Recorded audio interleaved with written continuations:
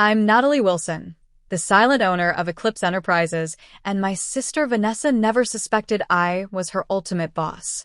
At her promotion celebration brunch, she loudly mocked me in front of everyone. "Get a life, Natalie. Stop clinging to successful people," she laughed while our family nodded along.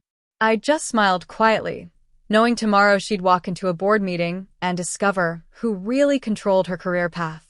The look on her face would be worth years of belittlement. Before I tell you what happened next, let me know where you're watching from. Like and subscribe if you've ever had a relative underestimate your success. At 32, I've always been the quieter sister in our family. While I'm reserved in social settings, business environments bring out my confidence and strategic thinking.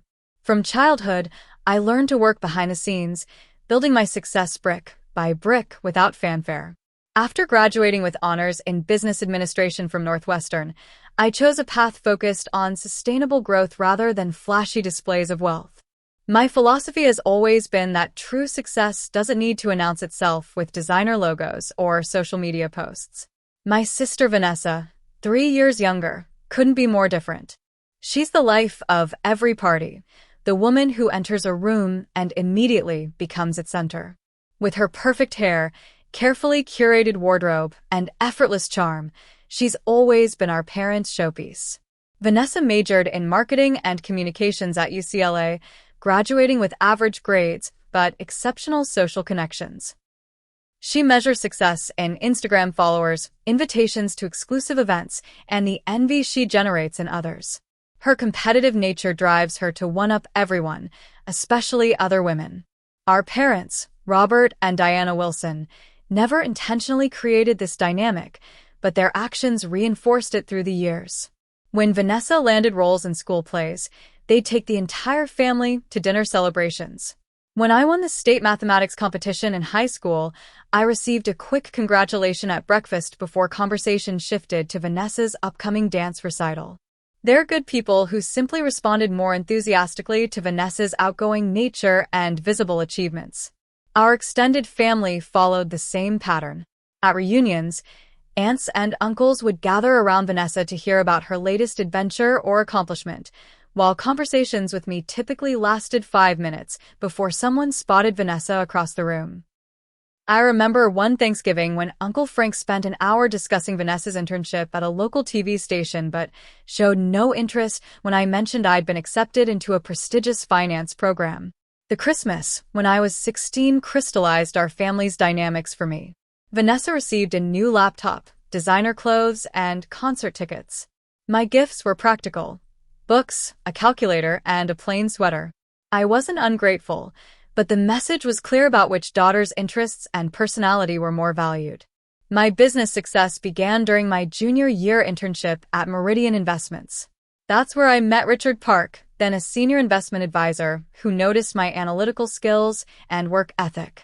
What started as a mentor relationship evolved as he recognized I had insights that complemented his experience. Richard had vision but struggled with details. I excelled at spotting overlooked opportunities and creating systems that maximized efficiency. After I graduated and spent 2 years working at Meridian, Richard approached me with a proposal. He wanted to start a firm that would focus on acquiring underperforming companies with solid foundations, revitalizing them, and either maintaining ownership or selling at a profit. He had the capital connections but needed someone with my analytical mind and organizational abilities. At 24, I became co-founder of what would become Eclipse Enterprises. We started small, working from a rented office space with just one administrative assistant. Our first acquisition was a struggling local printing company that we transformed through modernized equipment and improved management. Within 18 months, we sold it for triple our investment. That success established our pattern: identify businesses with unrealized potential, implement targeted improvements, and create sustainable growth. 5 years into our partnership, we purchased Horizon Marketing Group, a mid-sized agency with excellent clients but outdated practices and cash flow problems. We installed new leadership, restructured departments, and invested in digital capabilities. Within 2 years, Horizon became one of our most profitable holdings. Ironically, it was also the company where Vanessa would later apply for a position, completely unaware of my connection. Throughout these years of building our business empire, I maintained a modest lifestyle. I bought a comfortable but unassuming house in a nice neighborhood, drove a reliable mid-range car, and invested most of my earnings back into the business or long-term savings. This wasn't just financial prudence, it reflected my values. I never wanted the external trappings of success to define me the way they define Vanessa. I chose not to tell my family about the true extent of my success for several reasons. Initially, it was because our ventures were new and uncertain. Later, as Eclipse grew, I realized that keeping my professional achievements private created a boundary that protected me from family dynamics that had always made me feel inadequate. There was also a quiet satisfaction in knowing the truth while being underestimated. When Vanessa applied at Horizon Marketing 3 years ago, I considered whether to block her application but decided against it. Our HR department and Horizon's management handled hiring independently, and I wouldn't compromise our business ethics by interfering. Vanessa was qualified for the entry-level position, and I made it clear to Richard that her application should be evaluated like any other. Vanessa flourished at Horizon, though not as spectacularly as she portrayed to our family. She worked hard and had genuine creative talent, but her progress was more modest than the narrative she presented at family gatherings. Last month, she was promoted to marketing manager, a solid achievement, but far from the executive leadership role she described to our parents. When she invited me to her promotion celebration brunch, I hesitated. These gatherings typically involved Vanessa holding court while I sat quietly on the periphery. But my best friend Gina encouraged me to go. "You should support your sister," she said during our phone call. "Besides, you own the company." There's something deliciously ironic about her not knowing. "That's exactly why it feels weird," I replied, pacing my kitchen. "What if someone says something that gives it away?" "The executives who know you own Eclipse won't be at a family brunch," Gina reasoned. "And it might be good for you to see how she's doing professionally from this unique perspective." So I agreed to attend, not realizing that this particular Sunday brunch would dramatically change my relationship with my sister forever. Vanessa selected Westbrook, one of the most expensive restaurants in the city, for her celebration brunch. With its floor-to-ceiling windows overlooking the river and reputation for exclusivity, it perfectly aligned with her image. I arrived at 11:15, 15 minutes after the scheduled start time, partly due to a work call and partly to minimize my time there. The Sunday morning crowd consisted of well-dressed patrons lingering over mimosas and elaborate breakfast platters. A hostess led me to a table in the corner where Vanessa had already arranged everyone like a theater director positioning actors. She sat at the head of the table with her boyfriend Spencer beside her. Our parents flanked the opposite end, with Vanessa's friends Melody and Tiffany on one side. Kenneth Davis, Vanessa's direct supervisor, sat between two other colleagues from Horizon Marketing. When I approached, Vanessa glanced up and gave a quick wave without pausing her story about a difficult client she'd supposedly won over. "Natalie, you can sit there." She pointed to the empty chair at the far end of the table, separated from everyone else by an unused place setting. "Natalie, glad you could make it," Spencer said with a condescending tone he always used with me. "Vanessa wasn't sure you'd come. Don't you usually work weekends?" His implication that I had nothing better to do than work extra hours at what he assumed was a mid-level job hung in the air. "I make time for important events," I replied, settling into my assigned seat and placing my napkin on my lap.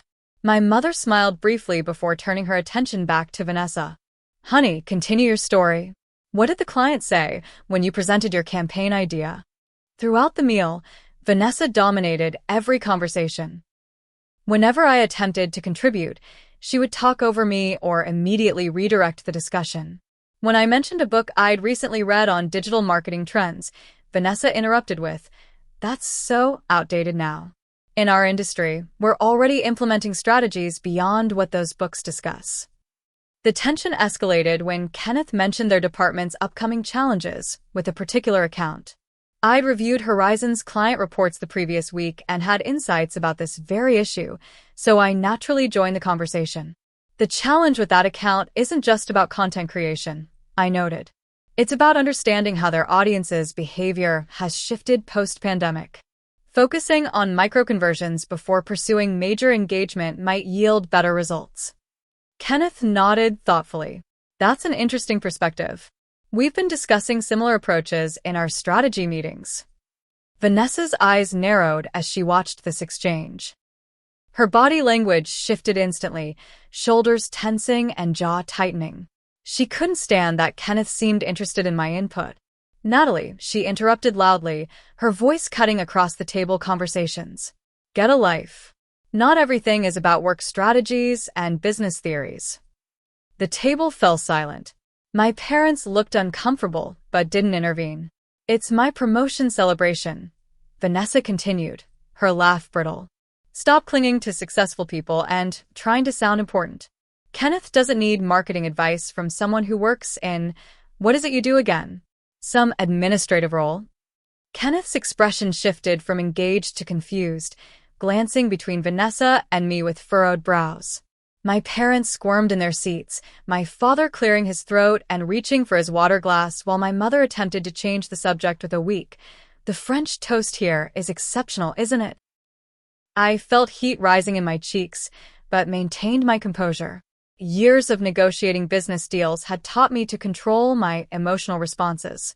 Inside, I was cycling through anger, embarrassment, and a strange sense of anticipation. Tomorrow morning, Vanessa would discover exactly who I was in the company hierarchy. "I appreciate your perspective, Vanessa," I replied evenly, placing my napkin beside my half-finished plate. "I should actually head out. I have some work to prepare for tomorrow's meetings." "On a Sunday? See what I mean?" Vanessa rolled her eyes dramatically for her audience's benefit. "Some people just don't know how to separate work and life." She dismissed me with a wave as she turned back to Kenneth. "Now, about that campaign launch." As I collected my purse and jacket, my mother gave me an apologetic smile, but remained seated. No one except Kenneth acknowledged my departure with a polite nod. Driving home, I contemplated whether to warn Vanessa about tomorrow's revelation. We were scheduled for a major department restructuring announcement that would include all marketing personnel. As co-owner and CEO, I would be leading the meeting where Vanessa would discover the truth. For a moment, I considered calling to give her a heads up, but decided against it. Years of dismissive treatment had earned her this moment of reckoning. My earliest memories of the different standards for Vanessa and me date back to elementary school. When I was 8, I won first place in the science fair with a project on solar energy. My parents attended the awards ceremony but left immediately after to get Vanessa to her dance recital. "Your certificate is very nice, Natalie," my mother said as we hurried to the car. "We'll put it on the refrigerator." Meanwhile, Vanessa's participation trophy from her dance competition was framed and displayed in the living room. Despite being overshadowed, I found joy in activities that Vanessa showed no interest in. At 10, I started a lemonade stand that evolved into a neighborhood business employing 3 friends and offering different flavors and baked goods. By summer's end, I had earned enough to buy my own bicycle and open my first savings account. My parents found it cute, but not particularly noteworthy compared to Vanessa's leading role in the school play. In high school, the pattern continued. I graduated as valedictorian with a full scholarship to Northwestern's business program. My graduation party was a small backyard gathering with immediate family and a few friends. 2 years later, when Vanessa graduated in the middle of her class but was voted most likely to be famous, our parents hosted an elaborate party at a local country club with over 100 guests. College brought me freedom from constant comparison. At Northwestern, professors valued my analytical thinking and work ethic.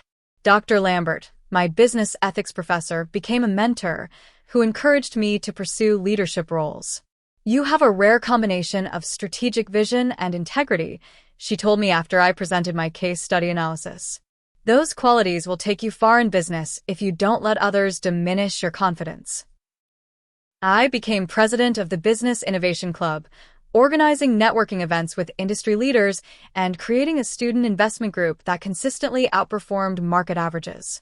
These experiences built my confidence and connected me with opportunities that would shape my future. While I worked multiple campus jobs to cover living expenses beyond my scholarship, Vanessa enjoyed the full college experience at UCLA, complete with sorority life and spring break trips funded by our parents.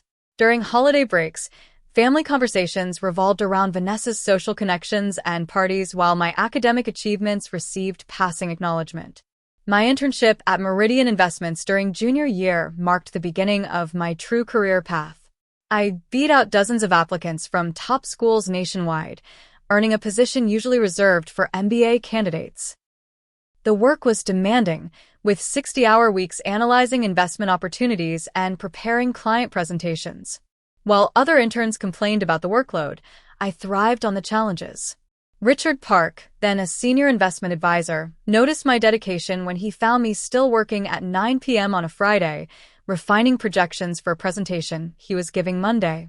Instead of telling me to go home, he pulled up a chair and asked for my thoughts on the client's portfolio. Our discussion lasted hours as we identified overlooked opportunities in emerging markets. "You see patterns others miss," Richard said as we finally prepared to leave around midnight. "That's not something that can be taught." From that night forward, he began including me in high-level meetings and assigning me increasingly complex projects. After graduation, I accepted Meridian's job offer and spent 2 years building my reputation as someone who could identify undervalued companies with growth potential. Richard and I continued our professional relationship, often discussing theoretical business strategies over lunch. We shared a vision about ethical business practices and sustainable growth that diverged from Meridian's more aggressive approach.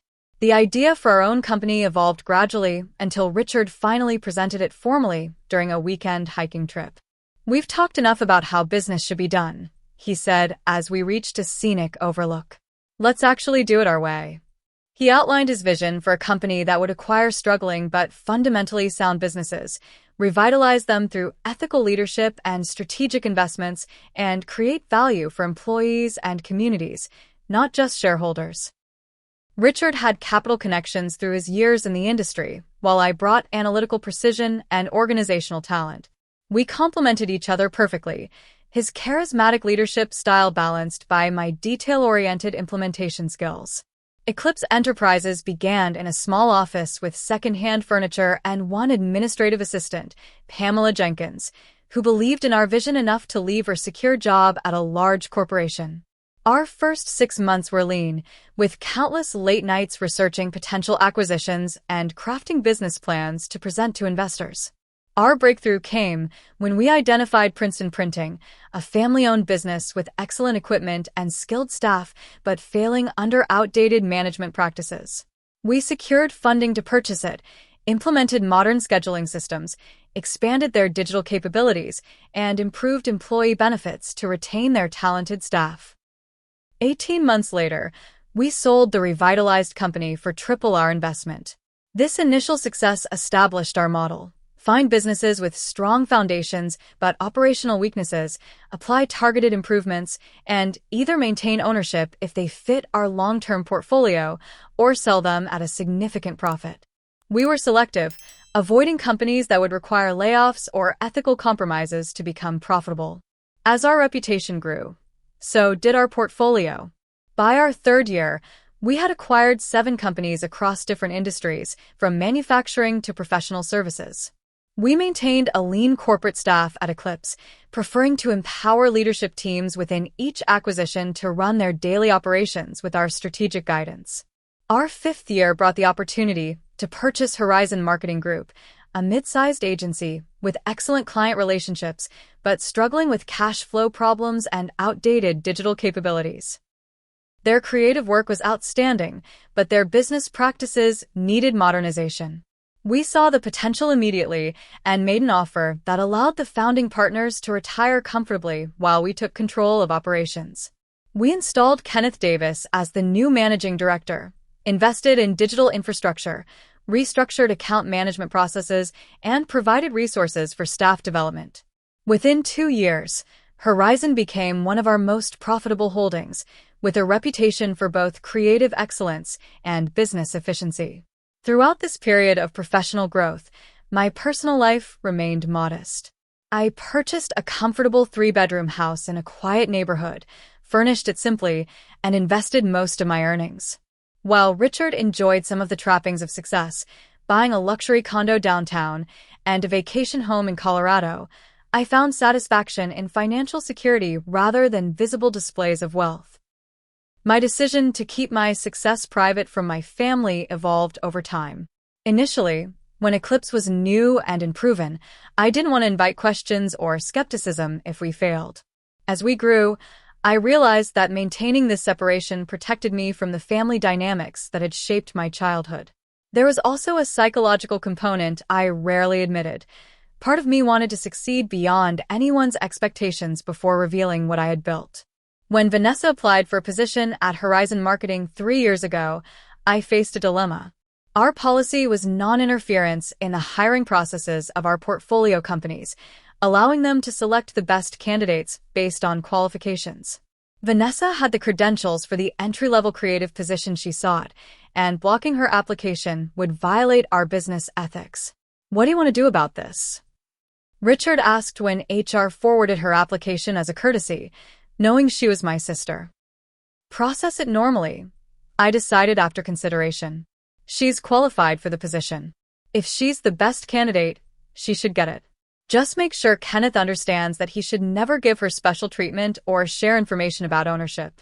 Kenneth was one of the few people at Horizon who knew Eclipse owned the company.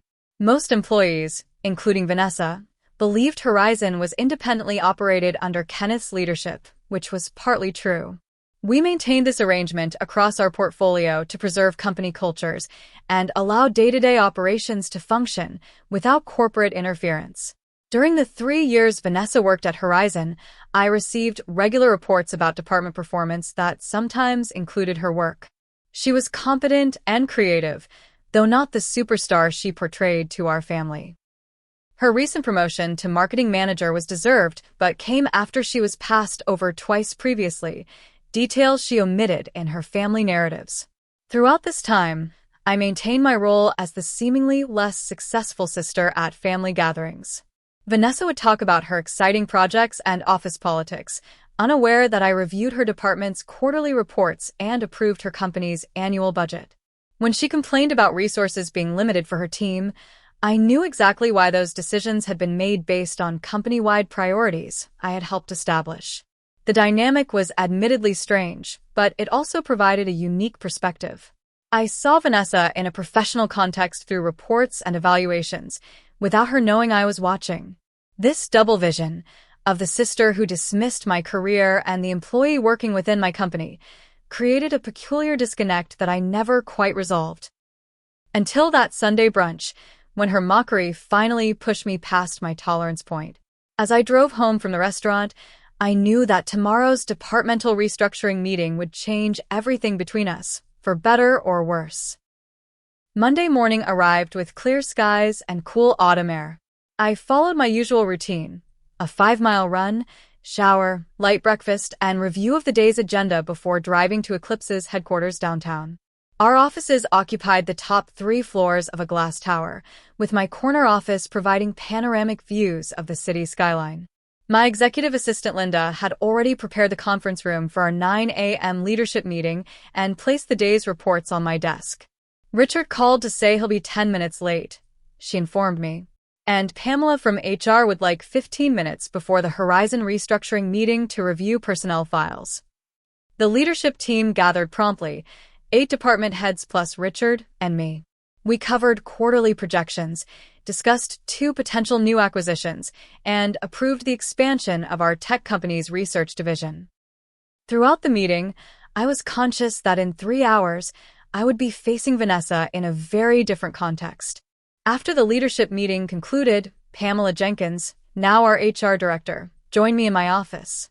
"I've brought the personnel files for the marketing department," she said, placing a tablet on my desk. "Including your sisters." Pamela was one of the few people who knew about my relationship to Vanessa. "Her performance reviews are consistently above average," Pamela noted as we reviewed the files. "Kenneth rates her creative concepts highly, though he notes some challenges with team collaboration." And how does she fit into the restructuring plan? I asked, though I already knew the answer. She'll remain as marketing manager but will now report directly to the new creative director instead of Kenneth. The restructuring adds a layer between her and senior leadership. Pamela watched me carefully. Are you concerned about how she'll react, given your relationship? I considered this question seriously. I'm more concerned about maintaining the integrity of our business decisions. The restructuring makes sense for Horizon's growth. Vanessa needs to understand that, regardless of our personal connection. And you're still planning to attend the announcement meeting yourself? Pamela asked. Yes. It's time for transparency, both professionally and personally. At 11:30, I headed to the Horizon marketing offices, located 3 floors below Eclipse in the same building. Most Horizon employees had no idea their company was one of many owned by Eclipse, which maintained its headquarters behind unmarked doors accessible only by keycard. The Horizon boardroom was already filling with department heads and managers when I arrived. Kenneth greeted me at the door, professional as always. Everything's prepared as you requested, he said quietly. Though I'm still not sure why this particular restructuring requires your personal presence. Trust me, Kenneth. It's necessary, I replied, taking a seat at the head of the table where I could see the door.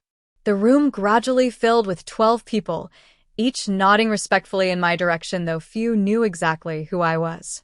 At 11:45, Vanessa entered confidently, carrying a leather portfolio and dressed impeccably in a tailored suit. She scanned the room, smiling at colleagues until her eyes landed on me. The recognition wasn't immediate. First, confusion crossed her face. What was her sister doing in this executive meeting?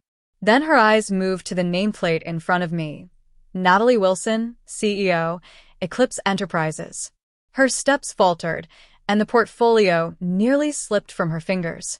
Kenneth, unaware of the unfolding drama, made the situation crystal clear. For those who haven't met her, this is Natalie Wilson, CEO and co-owner of Eclipse Enterprises, Horizon's parent company. She'll be outlining the departmental restructuring directly. Vanessa's face drained of color. She managed to find her seat, eyes fixed on me with an expression of absolute disbelief. Several colleagues noticed her reaction, exchanging curious glances. I maintained complete professionalism as I stood to begin the presentation. Thank you all for being here. Today we're announcing changes to Horizon's organizational structure designed to position us for the next phase of growth. For the next 30 minutes, I outlined the restructuring plan, explaining how the addition of a creative director role would strengthen the connection between creative strategy and client services. I detailed the timeline for implementation, answered questions from the team, and addressed concerns about workflow changes. Throughout the presentation, I avoided direct eye contact with Vanessa, who sat frozen in her chair, barely blinking. When the meeting concluded, people filed out discussing the changes, several stopping to ask specific questions about their departments. Vanessa remained seated, staring at the table until everyone else had left. Kenneth gave me a questioning look as he departed, closing the door behind him. The silence stretched between us until Vanessa finally looked up. Is this some kind of elaborate joke? Her voice was barely above a whisper. No, Shuka, y replia calmly. I co-founded Eclipse Enterprises 8 years ago. We acquired Horizon 3 years before you applied for a position here. So you've been my boss this entire time? Her voice rose slightly, anger beginning to replace shock. You sat through family dinners listening to me talk about work, knowing all along that you own the company? We should continue this conversation privately, I suggested, noticing curious glances through the glass walls. My office is upstairs. The walk to the elevator bank was tense, with Vanessa following a step behind me. Staff members watched curiously as we passed, undoubtedly noting her shell-shocked expression. The private elevator required my keycard to access the Eclipse executive floor, another revelation that seemed to stagger Vanessa. You have a private elevator? She mumbled as the doors closed. Eclipse occupies the top 3 floors, I explained, watching the numbers climb. Most of Horizon staff doesn't even know we're in the same building. My office suite occupied the northeast corner of the top floor, with floor-to-ceiling windows providing spectacular views of the city and river beyond. My personal office was spacious but not ostentatious, featuring a glass desk, comfortable seating area, and walls displaying abstract art from local artists rather than the typical corporate achievements. Vanessa stopped just inside the doorway, taking in the space with wide eyes. "This is your office?" She moved slowly to the windows, looking out at the view that encompassed the entire downtown area, including the Westbrook restaurant where she had mocked me just yesterday. I gave her a moment to process before gesturing to the seating area. "Let's sit down." She perched on the edge of a chair, still clutching her portfolio like a shield. "How long?" she finally asked. "How long have you been this secret executive?" "I co-founded Eclipse with Richard Park 8 years ago," I explained, keeping my voice even. "We started small and grew through strategic acquisitions of underperforming companies with good foundations. Horizon was one of our purchases 5 years ago." "And you never thought to mention this?" Her voice rose with indignation. "All those times I talked about my job, my promotion, you just sat there letting me believe you worked some mid-level position?" "You never actually asked about my career," I pointed out. "You assumed and I didn't correct you." "That's manipulative," she snapped. "Is it more manipulative than publicly mocking someone's career without knowing anything about it?" I countered, maintaining my composure. "Yesterday you told me to get a life and stop clinging to successful people." "That wasn't the first time you've dismissed me, Vanessa. It's been happening our entire lives." She flinched at having her words repeated back to her. "That's different." "Is it?" "You've made assumptions about my success, my capabilities, and my worth based on superficial markers. Meanwhile, I've been building something substantial without needing everyone to applaud." Vanessa stood abruptly and paced to the window. "Does this mean my job is at risk? Did I only get hired because I'm your sister?" "No to both questions," I assured her. "When you applied, I specifically instructed HR to process your application normally. You were hired on your qualifications, and your job security depends on your performance, just like any other employee." "So, all this time, Kenneth has known I'm the owner's sister?" Horror dawned on her face. "Has everyone been laughing behind my back?" "Only Kenneth and the HR director know we're related. I've maintained strict professional boundaries and never discussed you in your capacity as my sister. Your privacy and professional reputation have been protected." Vanessa sank back into the chair, looking suddenly exhausted. "I don't understand why you kept the secret. Was it just to make me look foolish eventually?" This accusation stung, because it was so far from the truth. "No, Vanessa." "Initially, I kept quiet because our business was new and uncertain. Later, it became a boundary I needed between my professional success and our family dynamics." "What's that supposed to mean?" I chose my next words carefully. "Our family has always had certain patterns. You were the star, the one whose achievements were celebrated. I was secondary. Keeping my professional life separate allowed me to build something without it being diminished or compared." Vanessa opened her mouth to argue but stopped, perhaps recognizing the truth in my words. After a moment, she asked in a smaller voice, "So what happens now? At work, I mean." "Professionally, nothing changes except the restructuring announced today, which affects the entire department, not just you. You'll report to the new creative director once they're hired. Your projects and responsibilities remain the same." I leaned forward, meeting her eyes directly. "But we need clear boundaries. At work, I'm not your sister and you're not mine. You're a valued employee at one of our portfolio companies, and all decisions about your career will be made based on merit and business needs." "And outside of work?" she asked. "That's more complicated. Our family will need to know the truth, which will change dynamics that have been in place our entire lives. How we navigate that depends partly on you." Vanessa was quiet for a long moment, connecting dots in her mind. "Yesterday at brunch, when I said those things, Kenneth was there. He knew who you were while I was mocking you." Her face flushed with embarrassment. "Yes, he did. And all those times I complained about budget constraints or corporate decisions. Those were often decisions I had approved based on company-wide priorities," I confirmed. Vanessa stood again, this time moving toward the door.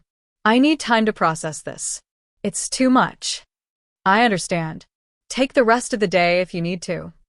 She paused with her hand on the doorknob. Does Mom and Dad know? No. No one in our family knows. She nodded once and left without another word. Through my office windows, I watched her cross the street 15 minutes later, phone pressed to her ear, gesturing animatedly as she spoke. I suspected our parents were getting a version of the revelation, which meant I needed to prepare for their questions too. Later that afternoon, Kenneth requested a meeting. That was unexpected, he said as he took a seat in my office.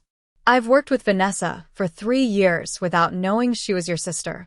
It was a deliberate separation of personal and professional, I explained. I needed to maintain objectivity, and she needed to succeed or fail on her own merits. It explains some things, Kenneth mused. Her reaction to the restructuring was more personal than professional. She seemed more shocked by your presence than the organizational changes. How did she seem when she returned to the department?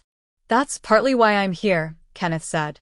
She collected some files from her office and left about an hour ago. Her team said she appeared upset, but didn't explain why. There's speculation about her reaction to you. Let people know the restructuring proceeds as planned, I instructed. If questions arise about today's meeting, redirect to the organizational changes, not personnel matters. After Kenneth left, I received a text from Vanessa. Family dinner tonight. 7 p.m., Giovanni's. Mom and Dad want answers. I replied simply, I'll be there. Richard stopped by before leaving for the day. I heard there was drama with your sister. Are you all right? It was inevitable, I sighed. Perhaps overdue.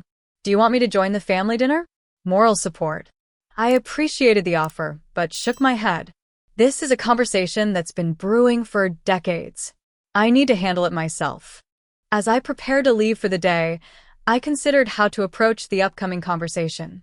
The professional boundary I'd carefully maintained between my family life and business success had dissolved in an instant. Now I needed to navigate the aftermath with the same strategic thinking I applied to business challenges, while acknowledging the complex emotions involved. Giovanni's was a mid-range Italian restaurant I had chosen deliberately, neither too casual nor as pretentious as Vanessa's brunch venue. I arrived 15 minutes early to secure a table in the back corner that would offer some privacy for what promised to be an intense conversation. My parents arrived first, looking confused and concerned.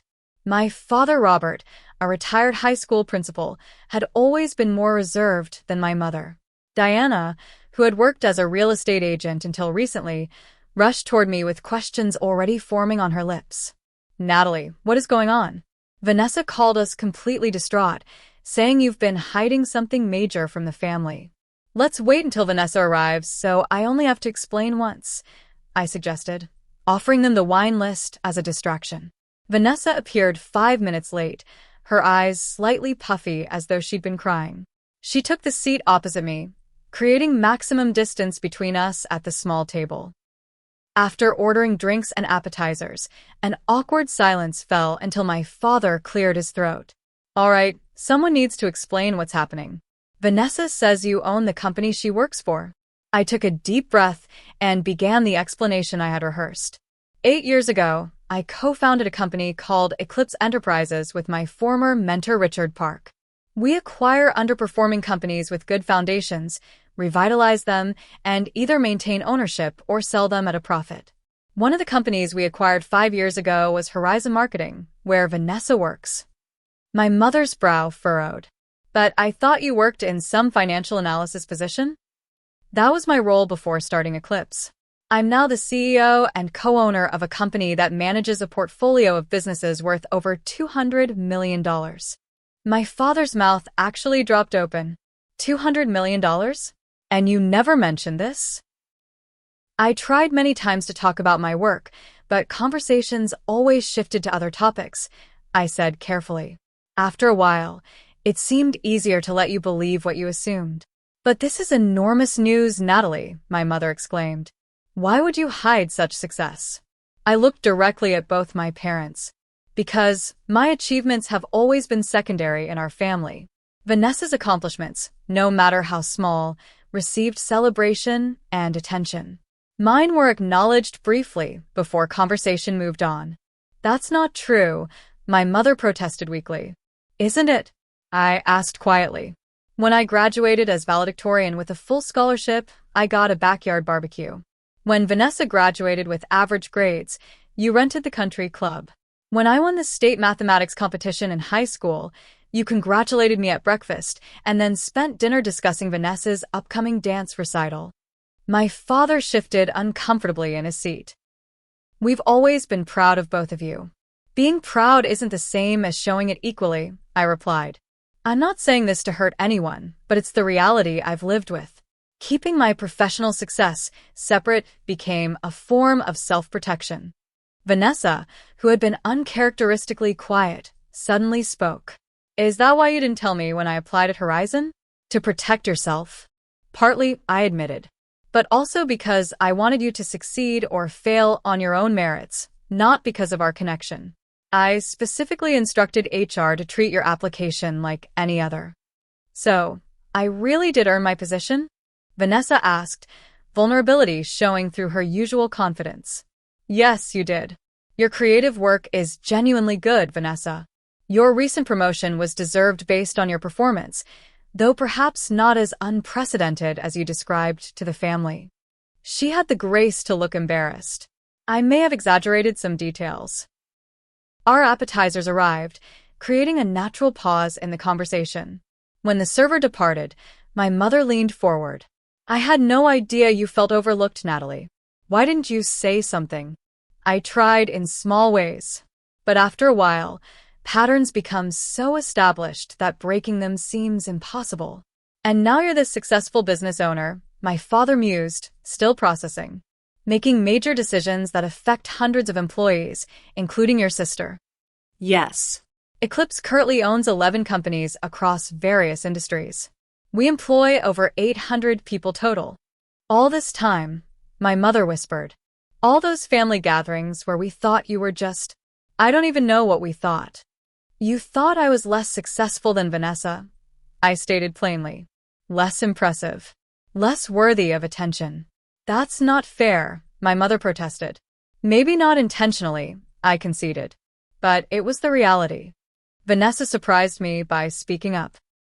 She's right, Mom. I've always gotten more attention, more celebration. Even yesterday at brunch, when I was horrible to Natalie, neither of you said anything to stop me. My father lowered his gaze to his plate. You're right. We should have intervened. The brunch, my mother recalled suddenly. Vanessa, you said some very dismissive things to your sister, who apparently is a highly successful executive. How mortifying. Especially since my boss was sitting right there, Vanessa added, cringing. Kenneth knows Natalie is the owner. He watched me tell her to get a life and stop clinging to successful people when she's actually his boss. The irony hung in the air until my father chuckled softly. Well, that's quite a reversal. Vanessa looked at me directly for the first time that evening. I'm sorry, Natalie. Not just for yesterday, but for years of dismissing you. I've been jealous. Jealous. I repeated, genuinely surprised. Of what? Your confidence. Your intelligence. The way you've always known exactly who you are and what you want.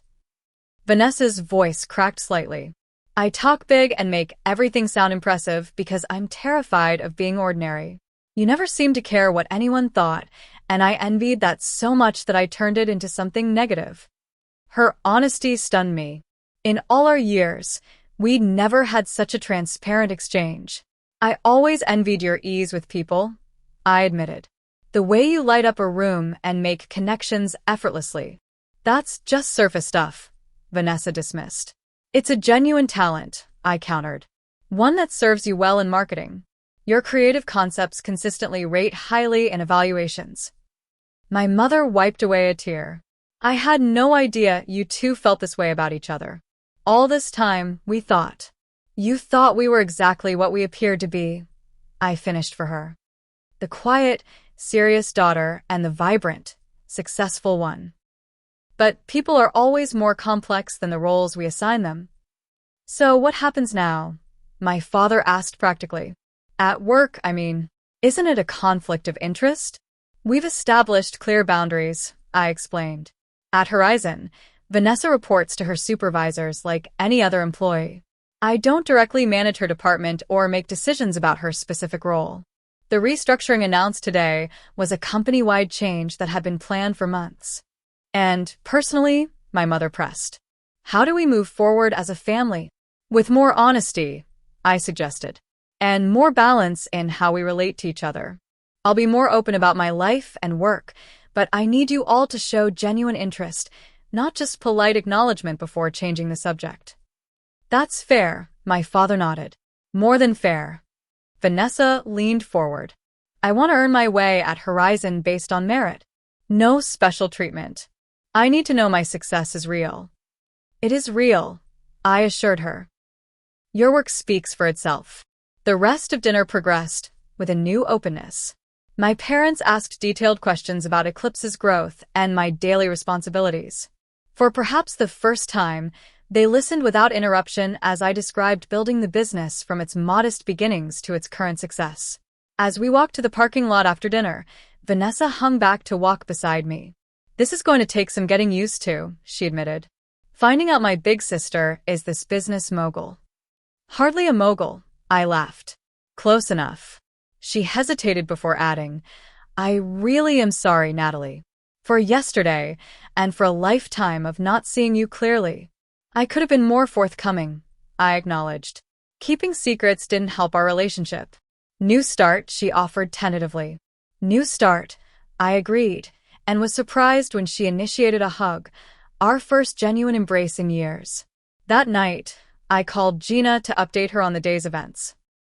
So it all came out, I concluded. The secret CEO identity, the family dynamics, everything. How do you feel? She asked. Lighter, I realized. Like I've put down a heavy backpack I've been carrying for years. And Vanessa? How did she take it? Better than expected. More vulnerable than I've ever seen her. I think this might actually be good for both of us in the long run. About time, Gina said with satisfaction. Now you can finally be yourself with your family. As I prepared for bed that night, I felt a sense of peace that had been missing in my family relationships for decades. The truth had been uncomfortable, but ultimately freeing. Tomorrow would bring new challenges in navigating these transformed relationships, but for the first time, we would be facing them authentically. 6 months later, we gathered at my house for a Memorial Day barbecue, a casual family event that would have been unthinkable before our revelations. My backyard patio, with its comfortable seating and garden views, provided the perfect setting for the first family gathering I had hosted in years. The changes in our family dynamic were evident immediately. My father engaged me in a detailed discussion about a potential new acquisition Eclipse was considering, asking thoughtful questions about market analysis and growth projections. My mother, who had taken a genuine interest in understanding my business, brought an article about female CEOs she thought might interest me. Vanessa arrived with a bottle of wine and a relaxed smile that lacked her former performative quality. The most striking change was in how she interacted with me. The competitive edge had disappeared, replaced by authentic sisterly affection.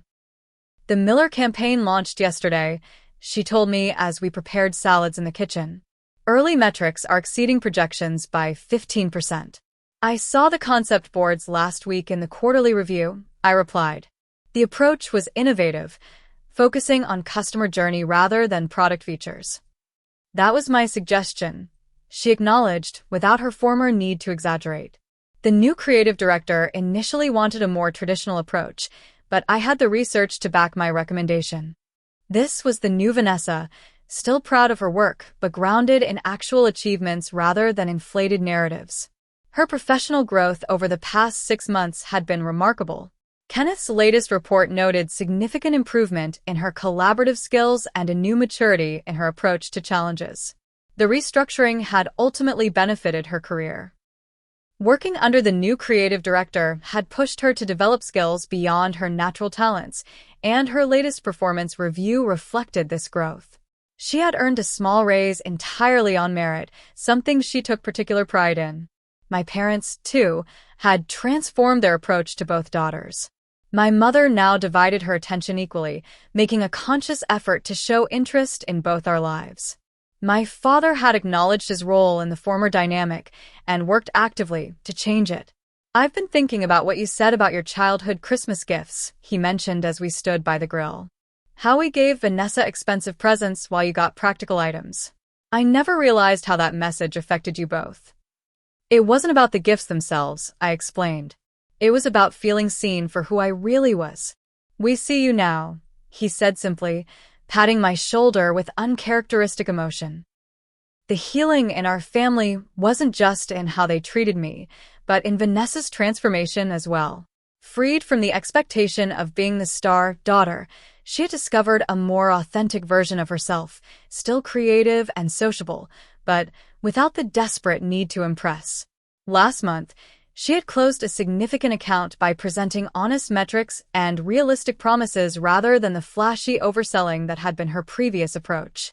"The client said they chose us because I was the only presenter who didn't try to dazzle them with empty promises," she told me with genuine pride. Richard had noticed the change in me as well. "You're more confident in leadership meetings," he observed during our weekly planning session. "More willing to assert your perspective without over-explaining." He was right. No longer carrying the weight of a double life, I brought my whole self to both professional and personal interactions. The boundaries I maintain now were healthy ones based on appropriate separation of roles, not defensive walls built from childhood wounds. Perhaps the most profound change was in my relationship with Vanessa. We had begun a tradition of monthly shopping trips that had evolved from awkward attempts at connection to genuine opportunities for sisterly bonding. During our last outing, we had laughed until we cried over the memory of her face in that boardroom when she first realized who I was. "I thought I was hallucinating," she admitted as we browsed through a bookstore. My sister sitting at the head of the table with CEO on her nameplate. It was like those dreams where everything is suddenly upside down. "Imagine how I felt watching you process it in real time," I countered, while trying to maintain professional composure. "We were so ridiculous," she said, selecting a business strategy book and adding it to her purchases. All those years wasted competing when we could have been supporting each other. That afternoon at the barbecue, watching my family interact with new awareness and appreciation, I reflected on the profound lesson of our journey. The facades we maintain, whether of success like Vanessa's or of contentment with being overlooked like mine, ultimately prevent authentic connection. True relationships can only thrive in the soil of honesty, however uncomfortable that truth might initially be. My choice to hide my success had protected me in some ways but limited me in others. It had allowed me to build a business without family complications but had also reinforced the very dynamic I resented. Only by bringing my whole self to both worlds could either one be complete. As the evening wound down, Vanessa and I sat on the patio, watching the sunset. "Do you think we would have reached this point without the dramatic boardroom revelation?" she asked. "Eventually, perhaps," I considered. But patterns are powerful things. Sometimes they need a significant disruption to change. "Well, finding out your little sister is actually your boss certainly qualifies as a disruption," she laughed. "And learning that your supposedly underachieving sister secretly owns a $200 million company is equally disruptive," I added. We fell into comfortable silence until Vanessa spoke again. "You know what I've realized? Success isn't what I thought it was. It's not about impressive titles or what others think. It's about building something meaningful, whether that's a business or a relationship." "Exactly," I agreed. "And authenticity is a prerequisite for any success that matters." As the stars appeared above us, I considered how far we had come from that painful brunch 6 months ago. The journey from mockery to mutual respect had been challenging but ultimately transformative for our entire family. The truth, with all its initial discomfort, had set us all free to relate to each other as we truly were, not as the roles we had played for decades. What about you? Have you ever discovered someone in your life was different than you assumed? How did it change your relationship? I'd love to hear your stories in the comments. And if this journey of discovery and family transformation resonated with you, please like, subscribe, and share with someone who might need to hear that authentic relationships are worth the vulnerability they require. Thank you for joining me today, and remember, sometimes the greatest gifts come wrapped in the most unexpected revelations.